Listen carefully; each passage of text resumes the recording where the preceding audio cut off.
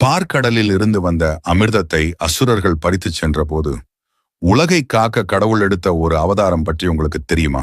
உங்களுக்கு பெருமாள் பிடிக்கும் என்றால் இந்த வீடியோவுக்கு ஒரு லைக் போட்டுருங்க. தேவர்களும் அசுரர்களும் பார்க்கடலை கடைந்த போது நீண்ட போராட்டத்திற்கு பிறகு அமிர்தம் கிடைத்தது. ஆனால் வலிமை மிக்க அசுரர்கள் அதை தேவர்களிடமிருந்து பிடுங்கிக் கொண்டு ஓடினார்கள். அமிர்தம் அசுரர்கள் கைக்கு சென்றால் உலகம் அழியும் என்பதால் மகாவிஷ்ணு ஒரு தந்திரம் செய்தார். காண்போர் கண்களை கவரும் பேரழகியாக மோகினி அவதாரம் எடுத்து அவர்கள் முன் தோன்றினார். அந்த அழகில் மயங்கிய அசுரர்கள் தங்களை மறந்து அந்த அமிர்த கலசத்தையே மோகினியிடம் ஒப்படைத்தார்கள். அசுரர்களை தனது அழகால் திசை திருப்பிய மோகினி தேவர்களை ஒரு வரிசையிலும் அசுரர்களை மறுவரிசையிலும் அமர வைத்தார்.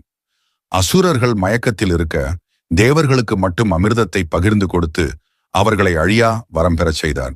தனது புத்தியாலும் அழகாலும் தர்மத்தை நிலைநாட்டிய விஷ்ணுவின் இந்த மோகினி அவதாரம் இன்றும் ஒரு வியக்கத்தக்க சரித்திரம்.